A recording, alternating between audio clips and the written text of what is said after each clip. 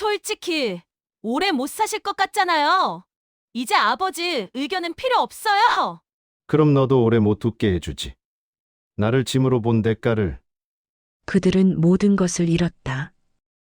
비밀 사연 드라마 오늘도 시작합니다. 구독과 좋아요도 한번 눌러주세요. 74시 되던 해 나는 처음으로 투명 인간이 되었습니다. 아침에 눈을 뜨면 며느리가 내 방 앞을 지나가며 속삭이는 소리가 들렸습니다. 어르신 아직 안 일어나셨나? 하는 그 말투에는 기다림이 아니라 확인이 담겨 있었습니다. 마치 물건의 재고를 확인하듯 내가 아직 살아있는지를 점검하는 것 같았습니다. 그날 오후 큰아들이 서류 뭉치를 들고 왔습니다. 아버지, 이것 좀 보세요. 나는 안경을 찾으려 했지만 아들은 기다리지 않았습니다. 아버지는 이제 결정 안 하셔도 돼요. 저희가 다 알아서 할게요. 그 말이 끝나기 무섭게 며느리가 펜을 내밀었습니다. 여기만 사인하시면 돼요. 나는 그 순간 깨달았습니다. 내 의견은 더 이상 필요하지 않다는 것을. 그들에게 나는 결정을 내리는 사람이 아니라 승인 도장을 찍어주는 기계일 뿐이었습니다. 서류를 자세히 보려 하자 큰아들이 재촉했습니다. 아버지, 복잡한 거 아니에요. 그냥 재산관리 위임장이에요. 재산관리 위임장. 그 단어가 내 귀를 때렸습니다. 나는 아직 정신이 멀쩡한데 왜 재산관리를 넘겨야 합니까? 물어보려 했지만 입이 떨어지지 않았습니다. 물어보는 순간 내가 의심한다는 것을 들킬까봐 두려웠습니다. 그날 밤 나는 잠들지 못했습니다. 창밖을 보며 생각했습니다. 언제부터였을까? 내가 아버지가 아니라 짐이 된 것이, 내 말이 조언이 아니라 잔소리가 된 것이, 그리고 내 존재가 사랑이 아니라 부담이 된 것이. 다음 날 아침 식탁에 앉았을 때 느꼈습니다. 아무도 내 눈을 마주치지 않는다는 것을. 모두가 핸드폰만 보거나 서로 대화를 나눴습니다. 나는 그 식탁에 앉아 있었지만 그 대화 속에는 없었습니다. 밥을 먹으며 나는 결심했습니다. 이대로 죽을 수는 없다고. 끝을 보기 전까지는 절대 무너지지 않겠다고. 며느리가 커피를 따라주며 말했습니다. 아버지, 오늘 병원 가셔야 해요. 무슨 병원? 검사요. 정기검사. 하지만 나는 알았습니다. 그것이 시작이라는 것을. 그들의 계획이 본격적으로 시작된다는 것을. 며느리는 나를 절대 이름으로 부르지 않았습니다. 항상 어르신이었습니다. 처음엔 예의라고 생각했습니다. 하지만 시간이 지나며 깨달았습니다. 그것은 예의가 아니라 거리였습니다. 어르신이라는 단어 뒤에는 보이지 않는 벽이 있었습니다. 어느 날 저녁 나는 화장실을 가려다가 거실 문틈으로 대화 소리를 들었습니다. 큰아들과 며느리가 소파에 앉아 뭔가를 계산하고 있었습니다. 아파트 팔면 얼마나 나와? 최소 8억은 되지. 보험은?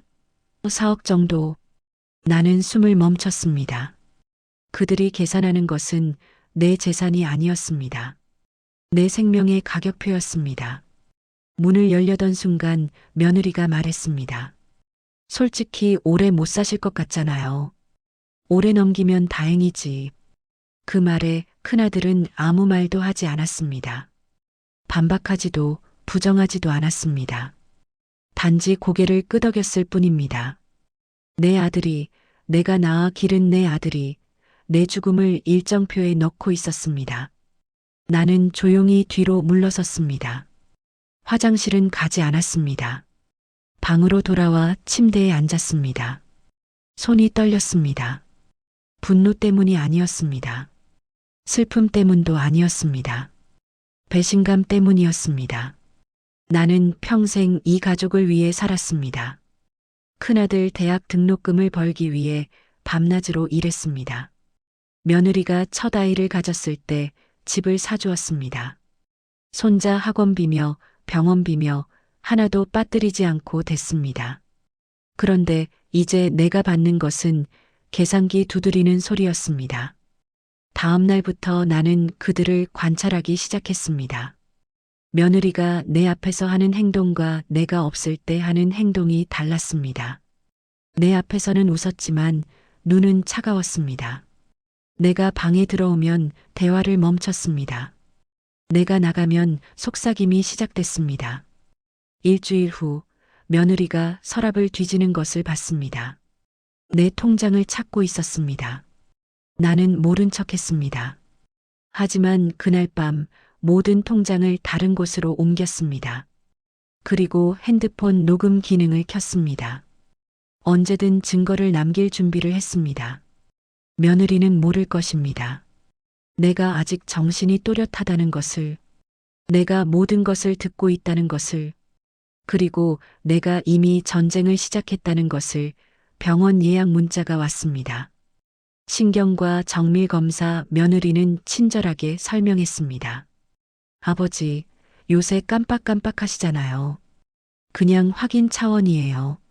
하지만 검사 항목을 보는 순간 나는 알았습니다. 이것은 확인이 아니라 선고였습니다. 인지능력 검사, 치매 선별 검사, 판단력 평가. 그 단어들은 진단이 아니라 무기였습니다. 나를 무능력자로 만들기 위한 도구였습니다. 며느리 핸드폰에서 알람이 울렸습니다. 변호사 상담 오후 3시. 그 상담이 무엇에 관한 것인지 나는 짐작할 수 있었습니다. 검사 전날 밤 나는 며느리 방 앞을 지나다 전화 통화 소리를 들었습니다. 언니, 거의 다 됐어. 내일 검사 결과만 나오면 돼. 치매 초기만 나오면 다 우리 손으로 넘어와. 성년후견인 선정하면 끝이야. 성년후견인. 그 제도를 나도 압니다. 판단 능력이 떨어진 사람을 보호한다는 명분으로 그 사람의 모든 권리를 빼앗는 합법적 방법입니다. 며느리는 법을 이용해 나를 생매장하려는 것이었습니다. 나는 조용히 핸드폰을 꺼내 녹음 버튼을 눌렀습니다. 모든 대화가 저장되었습니다. 며느리는 계속 말했습니다. 병원 원장이랑 얘기했어. 진단서 나오는 거 시간 문제야. 돈 좀 더 쓰면 더 빨리 나온대. 그 순간 나는 깨달았습니다. 이것은 단순한 탐욕이 아니라는 것을, 치밀하게 계획된 범죄라는 것을. 며느리는 의사까지 매수했습니다. 진단서를 조작하려 했습니다. 나를 정신병자로 만들어 모든 것을 빼앗으려 했습니다. 다음 날 병원에 갔습니다. 의사가 질문을 쏟아냈습니다. 오늘이 며칠입니까? 대통령 이름이 뭡니까? 100에서 7씩 빼세요. 나는 모든 질문에 정확히 답했습니다. 하지만 의사의 표정이 묘했습니다. 마치 아쉬워하는 것 같았습니다. 검사가 끝나고 며느리가 의사와 따로 이야기하는 모습이 보였습니다. 나는 화장실에 간다며 자리를 피했습니다. 하지만 복도에 서서 그들의 대화를 엿들었습니다. 좀 더 검사를 해봐야겠어요. 네, 그러세요. 다음 주에 한 번 더 오시죠. 돌아오는 길 며느리는 웃으며 말했습니다. 아버지, 괜찮으시대요. 하지만 나는 알았습니다. 그 말이 거짓이라는 것을, 그들은 포기하지 않을 것이라는 것을. 그렇다면 나도 포기할 수 없었습니다. 어느 일요일 오후 집안이 이상하게 조용했습니다. 큰아들과 며느리가 작은아들 부부를 불렀습니다. 중요한 얘기가 있다며. 나는 방에서 쉬라는 말을 들었습니다. 하지만 문틈으로 그들의 회의가 들렸습니다. 아버지 재산 정리를 해야 할 것 같아. 큰아들의 목소리였습니다. 집은 내가 가지고 예금은 반반 나누자. 작은아들이 대답했습니다. 보험금은? 그것도 반반. 그런데 요양원 비용은 공동으로 내는 게 맞지 않아? 나는 숨을 죽였습니다. 그들은 내 장례식을 계획하고 있었습니다. 살아있는 사람의 유산을 나누고 있었습니다. 며느리가 말했습니다. 요양원은 제일 싼 곳으로 알아봤어요. 한 달에 100만 원 정도면 돼요. 100만 원. 내가 평생 모은 재산이 수십억인데 그들은 나에게 한 달 100만 원짜리 요양원을 준비하고 있었습니다. 작은 며느리가 물었습니다. 아버님 의견은 들어보셨어요? 큰 며느리가 비웃듯 대답했습니다. 의견이 뭐가 중요해요? 어차피 곧 판단도 못 하실 텐데. 회의는 2시간 동안 계속되었습니다. 집 팔 시기, 계좌 이전 방법, 세금 절감 방안까지 모든 것이 치밀했습니다. 심지어 내 장례식장 위치까지 정했습니다. 역 근처가 사람들 오기 편하잖아. 회의가 끝나고 큰아들이 내 방문을 두드렸습니다. 아버지, 저녁 드세요. 나는 거실로 나갔습니다. 식탁에는 가족들이 모여 있었습니다. 모두 웃고 있었습니다. 하지만 그 웃음 뒤에 나는 계산기 소리를 들을 수 있었습니다. 저녁을 먹으며 며느리가 말했습니다. 아버지, 요양원 팜플렛 좀 보세요. 시설이 정말 좋아요. 팜플렛을 보니 정말 깨끗했습니다. 하지만 가격표를 보는 순간 알았습니다. 이것은 그들이 말한 100만 원짜리가 아니었습니다. 이것은 허울 좋은 감옥이었습니다. 그날 밤 나는 결심했습니다. 더 이상 당하고만 있을 수 없다고. 그들이 내 장례식을 계획한다면 나도 그들의 장례식을 준비해야 한다고. 하지만 내 무기는 음모가 아니라 진실이 될 것입니다. 법이 될 것입니다. 정의가 될 것입니다. 다음 날부터 나는 연기를 시작했습니다. 완벽한 노인 연기를. 아침에 일어나 거실로 나가며 비틀거렸습니다. 여기가 어디지? 며느리 눈이 반짝였습니다. 아버지, 괜찮으세요? 아, 그래. 괜찮아. 깜빡했네. 식사할 때 젓가락을 떨어뜨렸습니다. 일부러. 며느리가 재빨리 주었습니다. 아버지, 제가 먹여드릴까요? 아니, 괜찮아. 내가 할 수 있어. 하지만 손을 계속 떨었습니다. 며느리는 핸드폰으로 큰아들에게 문자를 보냈습니다. 나는 그 문자를 봤습니다. 더 빨라지고 있어. 낮에는 TV를 보다 졸았습니다. 일부러 입을 벌리고 코를 골았습니다. 며느리가 친구들과 영상통화를 했습니다. 우리 시아버지 요새 많이 안 좋아지셨어. 곧 요양원 가셔야 할 것 같아. 그 말을 들으며 나는 속으로 웃었습니다. 저녁에는 판단을 미뤘습니다. 아버지, 이 서류 사인하셔야 해요. 내일 하면 안 되나? 급한 건데요. 그래도 내일. 오늘은 머리가 아파서. 며느리는 한숨을 쉬었습니다.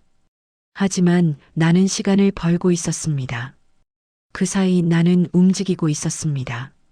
며느리 몰래 변호사를 만났습니다. 재산 전부를 신탁으로 이전했습니다. 수익자는 나, 관리자도 나, 며느리는 단 한 푼도 손댈 수 없게 만들었습니다. 변호사는 물었습니다. 자녀분들께 알리시겠습니까? 아니요. 비밀로 해주세요. 은행에도 갔습니다. 모든 계좌의 거래 내역을 출력했습니다. 며느리가 멋대로 빼간 돈들이 보였습니다.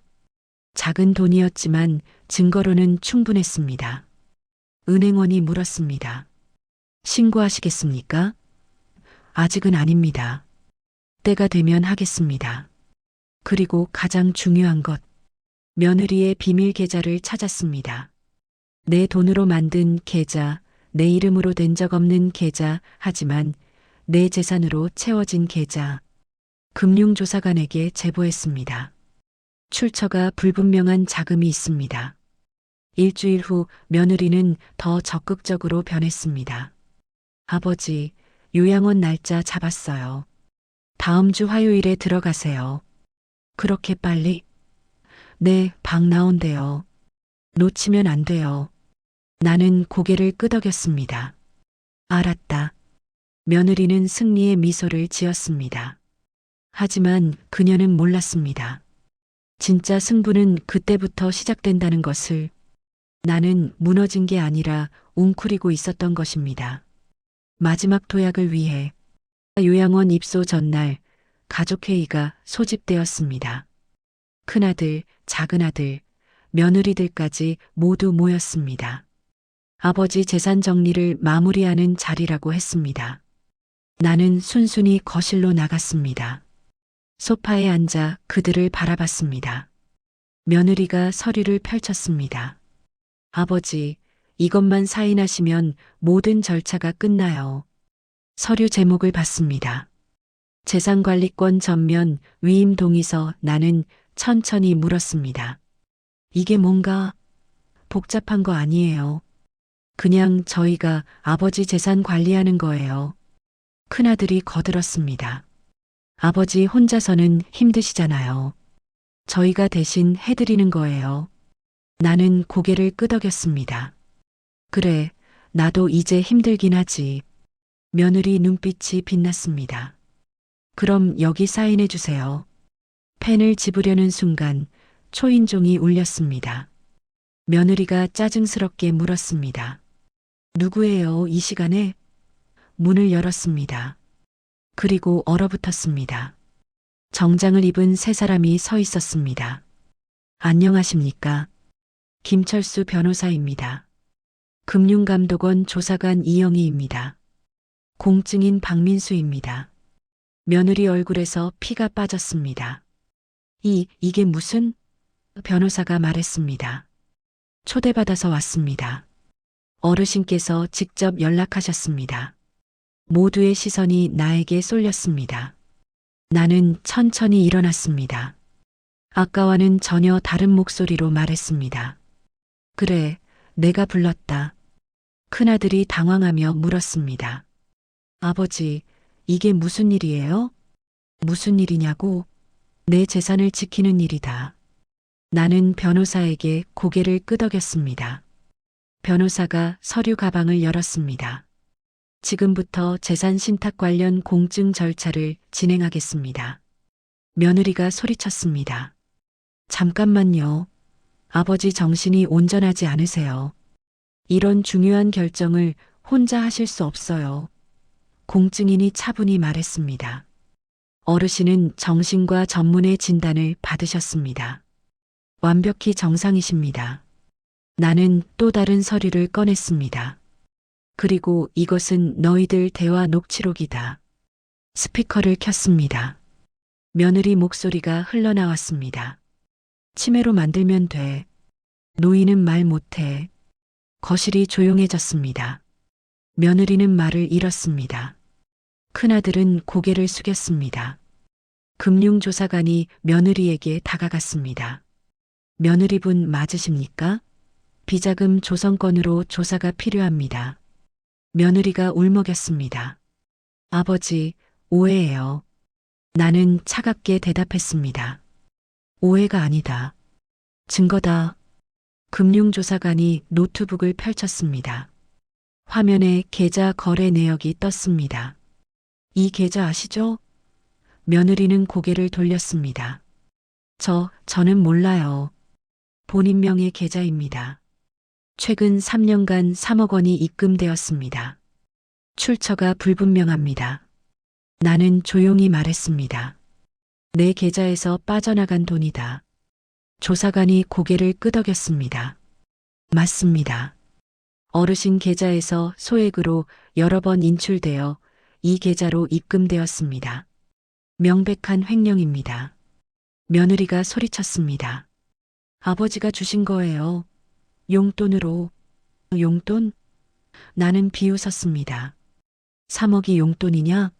너는 내게 한 번도 용돈 받았다고 말한 적 없다. 전부 몰래 빼간 것이다. 변호사가 또 다른 서류를 꺼냈습니다. 이것은 재산 목록입니다. 어르신의 모든 재산은 이미 신탁으로 이전되었습니다.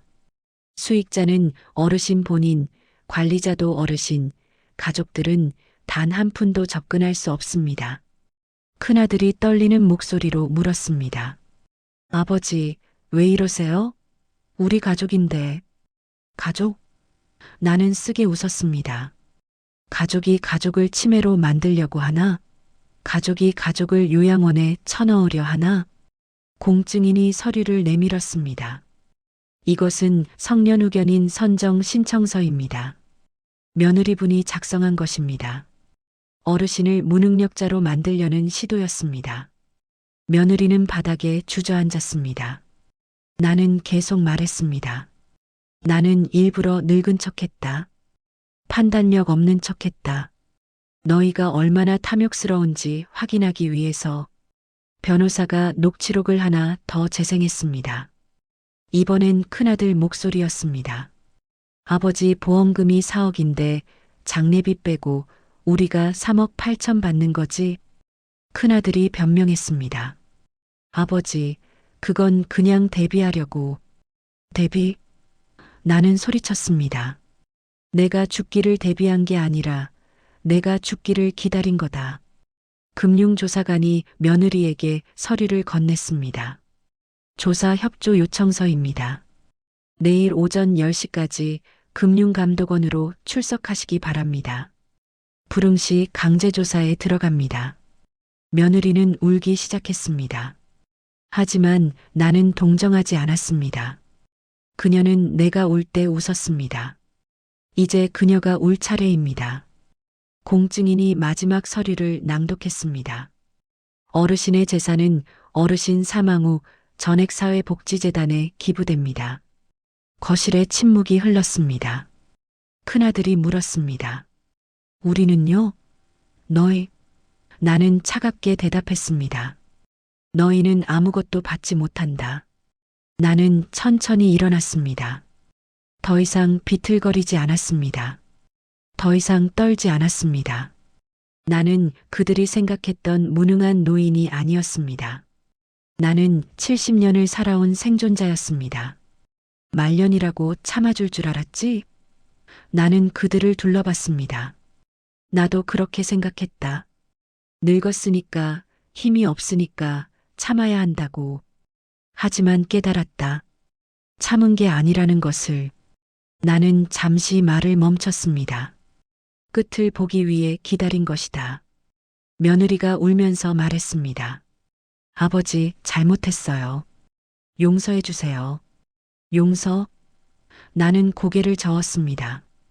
용서는 사람한테 하는 거다. 너희는 나를 사람 취급하지 않았다. 그러니 용서도 없다. 변호사가 마지막 서류를 내게 건넸습니다. 어르신, 이사할 집 계약서입니다. 나는 서명했습니다. 큰아들이 물었습니다. 어디로 가세요? 내가 고른 곳으로 간다. 너희가 정한 요양원이 아니라. 그 집은 바다가 보이는 작은 아파트였습니다. 2층짜리 햇빛 잘 드는 곳이었습니다. 거기서 나는 나를 위해 살 것입니다. 누군가의 짐이 아니라 나 자신으로. 나는 마지막으로 그들에게 말했습니다. 나는 늙은 게 아니다. 내 목소리는 또렷했습니다. 너희가 인간을 너무 빨리 포기한 거다. 나는 아직 살아있다. 내 의견이 있고, 내 권리가 있고, 내 존엄이 있다. 큰아들이 다가오려 했지만 변호사가 막았습니다. 어르신은 앞으로 가족들과 연락을 끊으실 겁니다. 더 이상 연락하지 마십시오. 나는 고개를 끄덕였습니다. 그게 내 선택이다. 짐을 싸는 동안 아무도 나를 도우려 하지 않았습니다. 도울 수도 없었습니다. 그들은 멍하니 서서 지켜볼 뿐이었습니다. 나는 천천히 짐을 챙겼습니다. 많지 않았습니다. 옷 몇 벌, 책 몇 권, 그리고 내 존엄. 현관문을 나서며 뒤를 돌아봤습니다. 이 집에서 10년을 살았습니다. 행복했던 적도 있었습니다. 하지만 이제는 감옥이 되었습니다. 나는 문을 닫았습니다. 다시는 열지 않을 문이었습니다. 택시를 타고 새 집으로 갔습니다. 바다가 보였습니다. 햇빛이 따뜻했습니다. 나는 창문을 열고 심호흡했습니다. 자유였습니다. 진짜 자유였습니다. 그날 밤 혼자 저녁을 먹었습니다. 외롭지 않았습니다. 오히려 평화로웠습니다. 핸드폰이 울렸습니다. 큰아들이었습니다. 나는 받지 않았습니다. 며느리 번호도 차단했습니다. 창밖을 보며 생각했습니다. 나는 이겼다고. 하지만 이것은 승리가 아니었습니다. 생존이었습니다. 나는 끝까지 나로 남기 위해 싸웠고 이겼습니다. 그날 이후 아무도 나를 함부로 부르지 않았습니다. 아무도 나를 무시하지 않았습니다. 왜냐하면 나는 증명했으니까. 나이는 숫자일 뿐이고 존엄은 스스로 지키는 것이라는 것을. 나는 74입니다.